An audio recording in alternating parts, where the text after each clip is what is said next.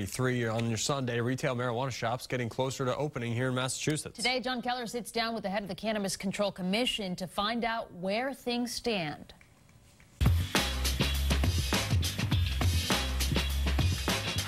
Good morning. Thanks very much for joining us. It's been a very busy week in the world of legal recreational marijuana, with stores opening in Canada last Wednesday and Massachusetts moving closer to the same thing happening here. Let's get an update on what's going on with legal pot here in Massachusetts. Joining us this morning with an update is the chairman of the state's Cannabis Control Commission, Stephen Hoffman. Steve, welcome. Thanks for having me here, Appreciate you coming for these periodic updates. My pleasure. People are definitely interested. They let us know that. That's certainly true. So the other day, your commission approved licenses for 2 marijuana testing labs. Right. What does that suggest as far as a start date for store sales? We're getting close. I'm not going to give you a precise estimate, but we're a few weeks away. This was kind of the last piece of the puzzle. The state law requires that anything sold by a retailer has to be tested by an independent testing laboratory licensed by our commission. We have done that, and so that's really the last piece of the puzzle. The retailers that have final licenses have a few steps to take, which shouldn't take very long. So we're weeks away. So in this calendar year? Absolutely. Yeah. So as I mentioned, Canada is Yes. legal as of last Wednesday. The head of the Canadian Medical Association told the New York Times last week that, quote, just because it's legal doesn't mean it's safe, end quote. I assume they test up there as well.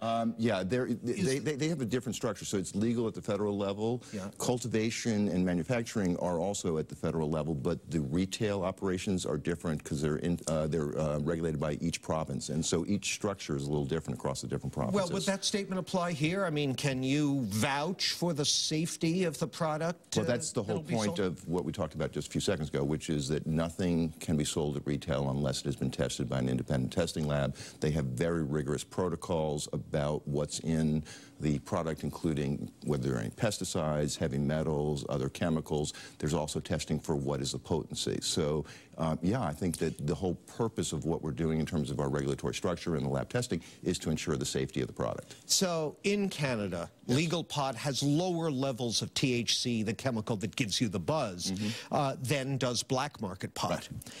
Meanwhile, illegal dealers in Canada are reportedly lowering their prices dramatically in response to legalization. Don't you just love economics and commerce? Well, that's sure. That makes perfect sense that the market responds. Isn't that your biggest sales challenge here in Massachusetts, that once the novelty of, hey, I can go down the store and I'm legal, once that wears off, customers will prefer more potency at less cost? You know, that's certainly a risk, and one of the objectives of the legislation, certainly one of our objectives, is to minimize, if not eliminate, the black market. That's going to be hard, but I do feel that people are going to tend to come to the legalized market for a couple of reasons. One is because it's legal. And I think, you know, a lot of people don't want to break the law.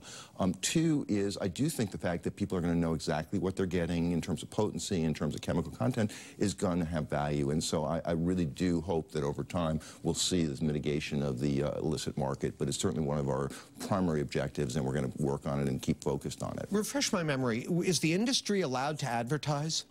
No, well, they can have signage in our regulations. They have signage, but advertising is quite limited. So no TV ads, no radio ads, newspaper ads, no. No. So how's this message about, hey, buy our pot because it's legal, it's been tested, how's that message going to get out? Well, you know, first of all, we have all of our affairs in the commission are conducted publicly. We're subject to the open meeting law. So all the conversations we're having right now, we've discussed all these things in public. There's a lot of people that show up at our meetings. They're all live streamed. So we're at the commission level, I think, doing a job. We also have, in partnership with the Department of Public Health, a public awareness campaign. So we're communicating through various media about safety and about appropriate usage of the drug. Okay, so that message can go out on TV, radio, other media. Yeah, because it's not advertising. We're not, you know, we're not promoting anybody. We're just saying, you know, here's the product. Here are some important tips about how to use it safely. Don't drive under the influence, and so forth. All right. Well, actually, let's talk more about driving under the influence after we take our break, and we'll continue our conversation with the head of the Cannabis Control Commission in just a moment, so please stay with us.